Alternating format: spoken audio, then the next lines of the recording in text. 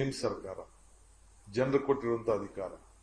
ಈ ಅಧಿಕಾರನ ನಿಮ್ಮ ಸೇವೆಗೆ ನನ್ನ ಎಲ್ಲ ವೈಯಕ್ತಿಕವಾದ ವಿಚಾರಗಳನ್ನ ಬದಿಗಿಟ್ಟು ತ್ಯಾಗ ಮಾಡಿ ಈ ರಾಜ್ಯದ ಜನತೆಗೆ ಮುಡುಪಾಗಿಟ್ಕೊಂಡು ಸೇವೆಯನ್ನು ಮಾಡಿಕೊಂಡು ಸಂಕಲ್ಪವನ್ನು ಮಾಡಿ ಈ ಅಧಿಕಾರವನ್ನ ನಾನು ಬಹಳ ಸಂತೋಷದಿಂದ ಇದೊಂದು ಸ್ವೀಕಾರವನ್ನ ಮಾಡಿದ್ದೇನೆ.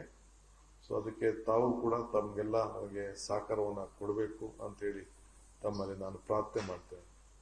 ಮೊದಲನೇ ಕ್ಯಾಬಿನೆಟ್ ನಡೆಸಿತು, ಅನೇಕ ತೀರ್ಮಾನಗಳನ್ನ ಪಟ್ಟಿ ಬಹಳ ದೊಡ್ಡದಿತ್ತು.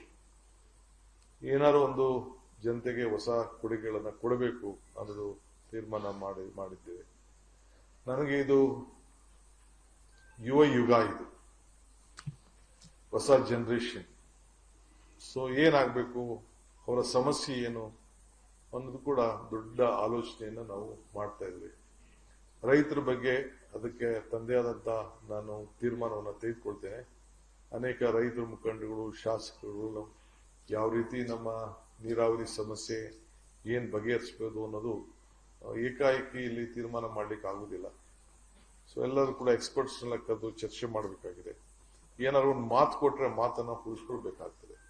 ಸುಮ್ಮನೆ ಮಾತು ಕೊಟ್ಟು, ಯಾಕೆ ನಾನೇ ನೋಡಿದ್ದೇನೆ ಬೆಂಗಳೂರು ನಗರದಲ್ಲಿ ಇಂಪ್ಲಿಮೆಂಟ್ ಮಾಡ್ಬೇಕಾದ್ರೆ ಒಂದು ಕಸ ತೆಗಿಯಕ್ಕೆ ಕೂಡ 3 ವರ್ಷ, ಅದು ಕೂಡ ಎಷ್ಟು ನನಗೆ ಚಾಲೆಂಜಸ್ ನನ್ನ ಮುಂದೆ ಬಂತು ಅಂತ ಕೂಡ ನನಗೆ ಅನುಭವ ಇದೆ ನನಗೆ. ಸೊ ಹಂಗೆ ಇವತ್ತು ಬಹಳ ದೊಡ್ಡ ದೊಡ್ಡ ಸವಾಲನ್ನು ನಾವು ಎದುರಿಸಬೇಕಾಗ್ತದೆ. ಸೊ ಹಿನ್ನೆಲೆಯಲ್ಲಿ ರೈತರ ಸಮಸ್ಯೆಗೆ ನಾವು ಪ್ರಯಾರಿಟಿ ಇಟ್ಕೊಂಡಿದ್ದೇವೆ. ಸೊ ನಾನು ಕರೆದು ಕೆಲವರೆಲ್ಲ ಮಾತಾಡ್ತೀನಿ. ಯಾಕೆಂದ್ರೆ ಈಗ ಮುಂದಿನ ದಿನದಲ್ಲಿ ನಮ್ಮ ರೈತರು ಜನ ವಲಸೆ ಹೋಗೋದನ್ನ ತಪ್ಪಿಸ್ಬೇಕು. ಹಳ್ಳಿಯಿಂದ ಬೆಂಗಳೂರು ನಗರಗಳಿಗೆ ಉದ್ಯೋಗಕ್ಕೋಸ್ಕರ ಬರುವಂತವು. ಸೊ ಅಗ್ರಿಕಲ್ಚರು, ಹಾರ್ಟಿಕಲ್ಚರು, ಫ್ಲಾರಿಕಲ್ಚರು, ಸಿರಿಕಲ್ಚರು, ಇವೆಲ್ಲ ಏನಿದೆ, ಸಿಲ್ಕು, ಮಿಲ್ಕು, ಇವೆಲ್ಲ ಇದು ಡಿಗ್ರೇಡ್ ಅನ್ನೋದು ಭಾವನೆ ನಮ್ಮ ಯಾವ ರೈತರಿಗೂ ಬರಬಾರದು. ಅವನಿಗೆ ಆತ್ಮವಿಶ್ವಾಸ ಮೂಡಿಸಬೇಕು. ಅದಕ್ಕೆ ಅನೇಕ ಸಲಹೆಗಳನ್ನ ನಿಮ್ಮ ಹತ್ರನೂ ಕೂಡ ಕೇಳ್ತೇನೆ, ಚರ್ಚೆ ಮಾಡ್ತೇನೆ. ಸೊ ಮಾಡಿ ಅದರ ಬಗ್ಗೆ ತೀರ್ಮಾನ ಮಾಡ್ತೀವಿ. ಇವತ್ತು ಬಹಳ ಇಂಪಾರ್ಟೆಂಟ್ ಏನು ನಾವು ತೀರ್ಮಾನ ಮಾಡಿದ್ದೀವಿ ಅಂತಂದ್ರೆ, ಫಸ್ಟ್ ಒಂದು ನನ್ನ ವಿದ್ಯಾರ್ಥಿ ಯುವಕರು ಅನೇಕ ಸಂದರ್ಭದಲ್ಲಿ ಹೋದಾಗ ನಮ್ಮ ಹುಡುಗರುಗಳೆಲ್ಲ ಅವರ ಬಸ್ ಪಾಸ್ ಬಗ್ಗೆ ಮಾತಾಡ್ತಾ ಇದ್ರು. ಬರೀ ಹೆಣ್ಮಕ್ಳು ಮಾತ್ರ ಫ್ರೀಯಾಗಿ ಓಡಾಡಕ್ ಬಿಟ್ಬಿಟ್ಟಿದ್ದೀರಾ, ನಾವೆಲ್ಲ ಏನಾಗಬೇಕು ಅಂತೇಳಿ ಅವರೆಲ್ಲ ಗಲಾಟೆ ಮಾಡ್ತಾ ಇದ್ರು.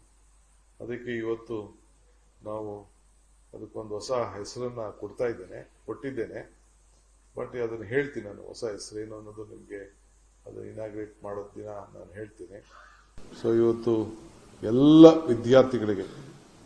ವಿದ್ಯಾರ್ಥಿಗಳು ಯಾರೇ ಆಗಿರಲಿ ವಿದ್ಯಾರ್ಥಿಗಳು, ಸೊ ಕಾಲೇಜ್ವರೆಗೂ ಕೂಡ ಯಾರ್ಯಾರು ವಿದ್ಯಾರ್ಥಿ, ಕಾಲೇಜ್ ಇರ್ಬೋದು, PG ಇರ್ಬೋದು, PUC ಇರ್ಬೋದು, SSLC ಇರ್ಬೋದು, ಎಲ್ಲ ಪಾಸ್ಗಳನ್ನ ಏನು ನಾವು ಕೊಡ್ತಾ ಇದ್ದೇವೆ, ಅದಕ್ಕೆ ಯಾರಿಗೂ ಕೂಡ ಚಾರ್ಜ್ ಮಾಡದೆ ಫ್ರೀಯಾಗೆ ವಿದ್ಯಾರ್ಥಿಗಳಿಗೆ ಫ್ರೀ ಬಸ್ ಪಾಸ್ ಅನ್ನ ಕೊಡ್ತೇವೆ.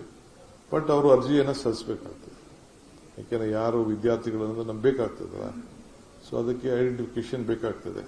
ಸೊ ಅದಕ್ಕೆ ನಮ್ಮ ಟ್ರಾನ್ಸ್ಪೋರ್ಟ್ ಡಿಪಾರ್ಟ್ಮೆಂಟ್ ಅವ್ರ ಹತ್ರ ನಾವು ಮಾತಾಡಿ ಅದಕ್ಕೊಂದು ಫ್ರೀ ಬಸ್ಸಸ್ ಎಲ್ಲ ವಿದ್ಯಾರ್ಥಿಗಳಿಗೆ, ಸ್ಟೂಡೆಂಟ್ಸ್, ಯಾವುದೇ ಸ್ಟೂಡೆಂಟ್ಸ್ ಇರಲಿ, ಅವ್ರಿಗೆ ಕೊಡಬೇಕು ಅಂತೇಳಿ ದಿಸ್ ದಿ ಫಸ್ಟ್ ಡಿಸಿಷನ್. ಎರಡನೇದು ಉದ್ಯೋಗದ ಸಮಸ್ಯೆ. ಸರ್ಕಾರ ಈಗಾಗಲೇ 56,000 ಉದ್ಯೋಗ ಕೊಡ್ತೀವಿ ಅಂತ ಅನೌನ್ಸ್ಮೆಂಟ್ ಮಾಡಿದ್ದೀವಿ. ಕರಿಬೇಕಾಯ್ತು ನಾವು ಅರ್ಜಿ. ಕರೆಯಕ್ಕೆ ಕೆಲವು ಇಶ್ಯೂಸ್ ಮಧ್ಯೆ ಬಂತು, ಈಗ ಸೆಟ್ಲ್ ಆಗಿದೆ ಅದು.